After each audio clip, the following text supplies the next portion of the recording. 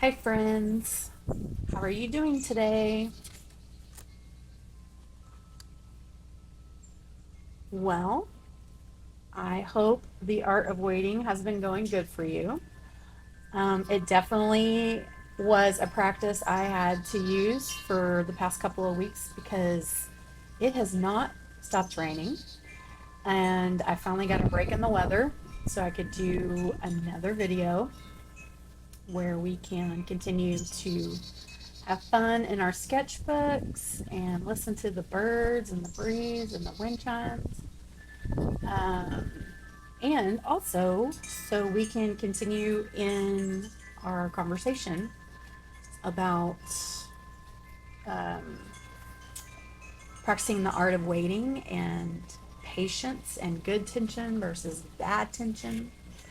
So I just want you to take a second and address your thoughts.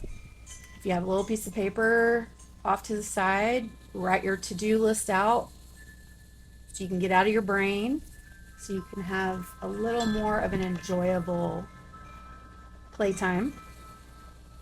And also to address how you're feeling right now in this moment, whether it's positive or negative. And if you want to write it down, you can. It's up to you. This is your practice, this is your time. So you decide how you would like it. I'm just giving suggestions. So I want to read a quote by John Muir, Muir. He is one of my many favorite authors and is responsible for starting the national parks awareness of, creating spaces in the US that need to be protected so that we present day can go and still view these beautiful places like Yosemite, Yellowstone National Park, Glacier National Park. Um, and he's written some pretty cool books.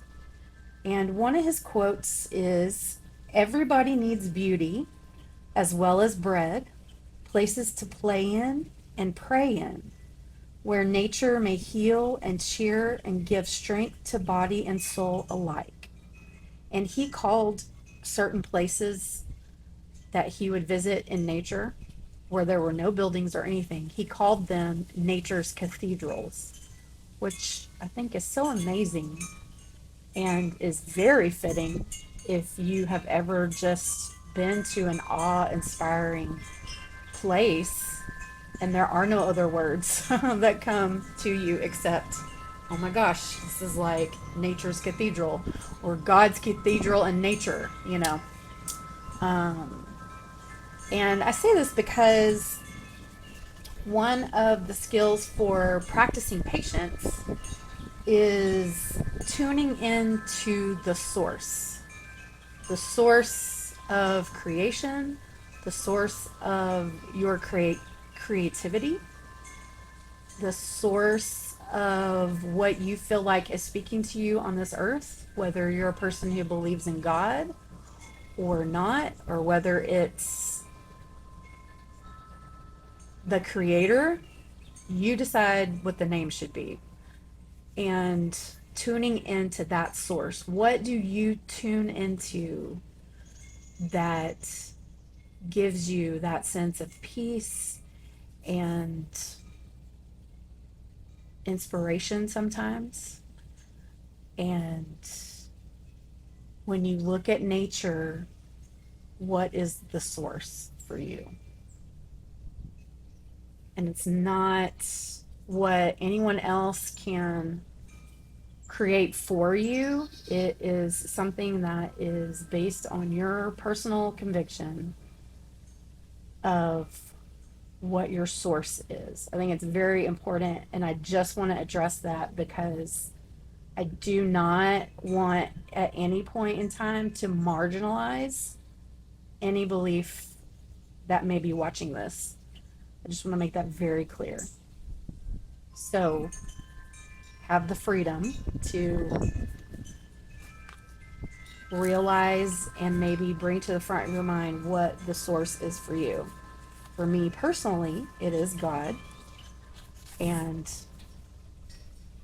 the creator for me. I say the creator a lot. I don't know, just for my own purposes, I guess, maybe as an artist of when you create art. Man, God's created some pretty amazing art in this world, including you, by the way. You are a definite creation of art, and I hope you see yourself that way. So, going back to what I was saying, tuning into the source, doing something like this will inevitably create patience. And now we're going to kind of go into the good tension, which is quiet and stillness.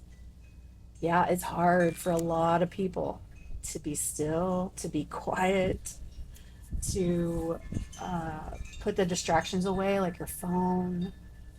Um, Really, distractions can be a very specific thing, person to person. Um, what one person will find quiet and still, for another person, it may be distracting. So just know these are very personal things to you, and not to bring in what you think other people think about it. And that's getting rid of that fear of man issue of like constantly being in fear of what other people think. So think of it that way. What are the things that create quiet and stillness for you specifically? And what allows you to tune into the creator, the ultimate creator who gives us our creativeness. And I do believe creativity is inside everyone and anyone. And it's amazing the things people can create with their hands. And to go, let's just say to an extreme measure, a person that doesn't have hands, I've seen artists use their feet or put a brush in their mouth. I mean, it's amazing, um, the creativity that lives inside each and every person. So tuning into that source and getting still and quiet, um, will create patience in your life. It'll allow you to be able to not feel so anxious, or maybe to not get so irritable or angry, because you're exercising patience rather than impatience at a circumstance in your life. We can't always control the circumstances that are forced upon us by others or this world, but what we can do is tune in to the creator, to the source, and by that practice, it inevitably gives us more patience. And then one thing I do want to address, like right off the board, is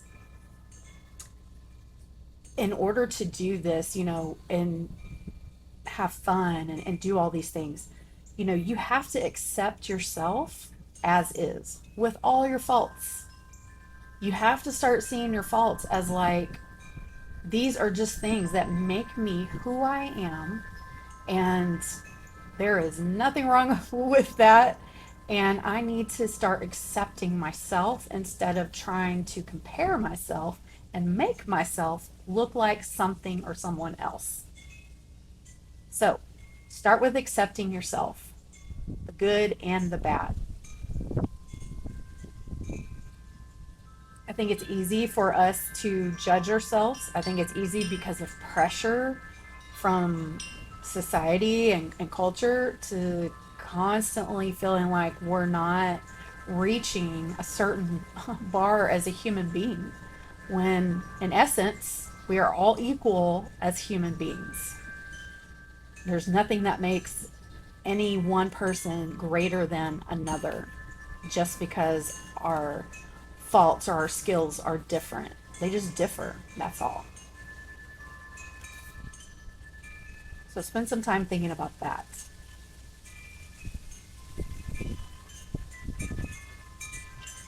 In accepting yourself and your faults and everything, there is something that you have to deal with, and it's your ego. You know, the opposite of ego is humility. So humility is the goal in your quiet and stillness. And if you can just exercise humility, which humility is a modest or low view of one's own importance, it's humbleness. And exposure to nature can definitely increase humility. Um, Sometimes it gives us humility in ways we wish it wouldn't, such as I know there's been people in Texas that have had straight line wind damage this past week. And the raw sheer force of wind and nature can definitely bring about humility in one's life because you can't control those things.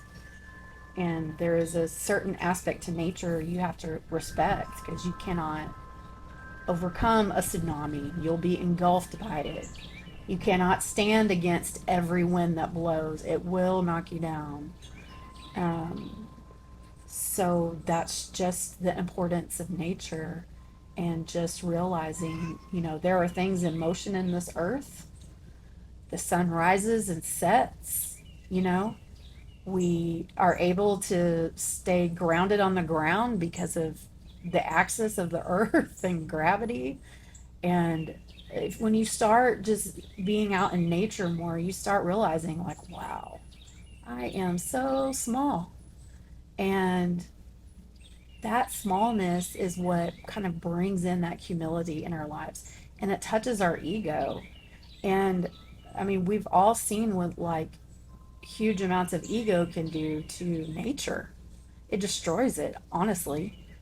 When we let our ego try to say, well, I can rule over nature. Well, maybe you can, but is it really the best thing for it? For you? For everybody? You know? So there's a lot of topics that can just spin off from that one thing. And I'm not an expert by any means in any of this. These are just things to think about, and these are my own thoughts.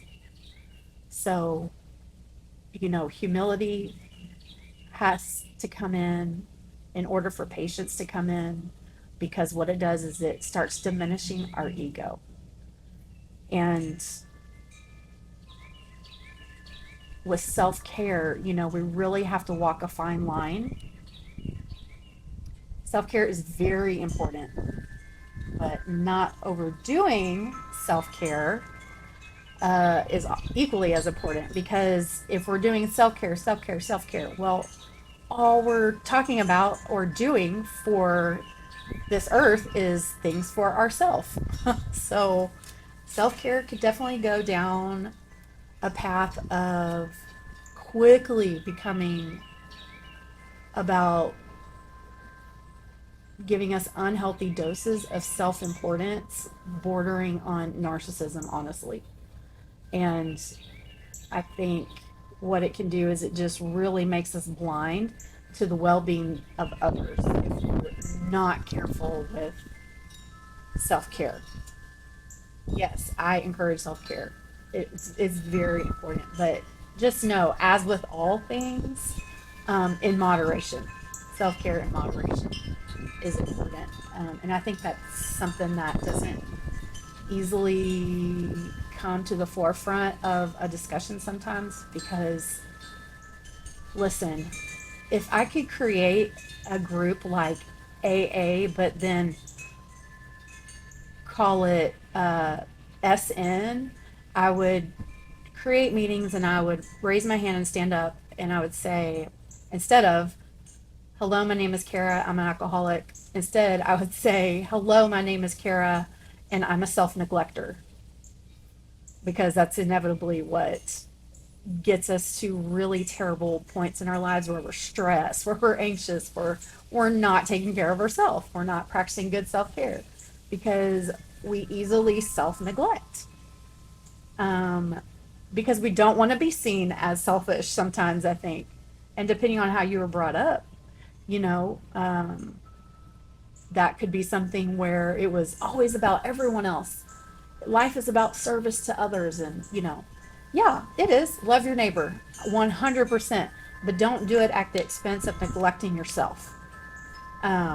So if you're part of self neglector anonymous group, please let me know because, I'm definitely in that boat where I can neglect self, but I've really tried to make it a thing in my life where I help others stop neglecting themselves. So I told a group of girlfriends of mine that, and they were all like, "Oh, yeah, that's exactly it. That's exactly what we're doing." And why do we do it? It's a default behavior, and we're not really even sure why. So sometimes you need to go into self care mode, but you do have to do it in moderation, where it just doesn't become about yourself. Everything is about you. Um, Now, again, let me just stress, if you're a person who's been abused, this does not apply. This is a whole other can of worms. We are not talking about that. Abuse is definitely something that has its own trail and journey.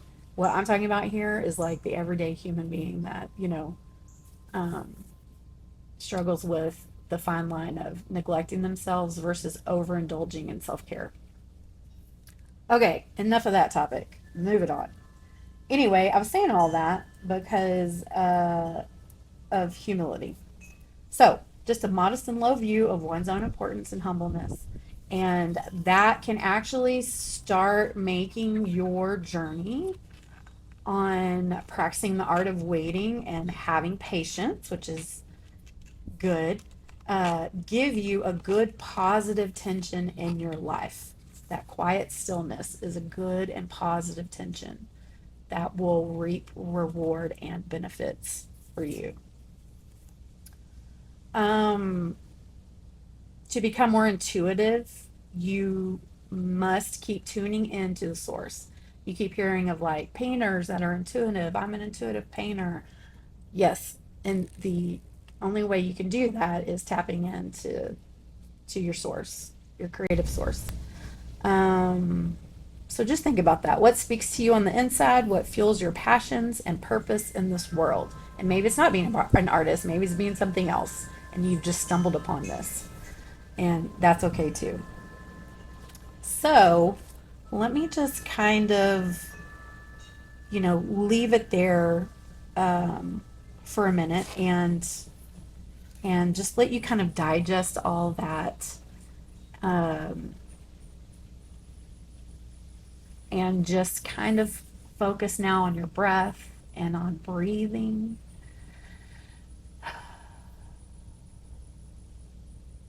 and just bringing yourself to a really quiet place.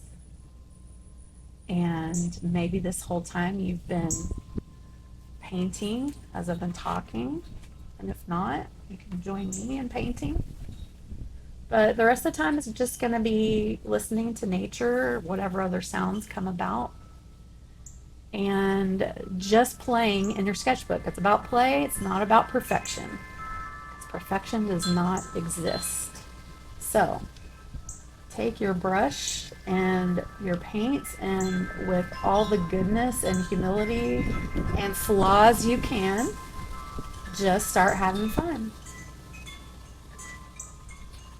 I hope you guys have a great day. And remember to encourage someone today.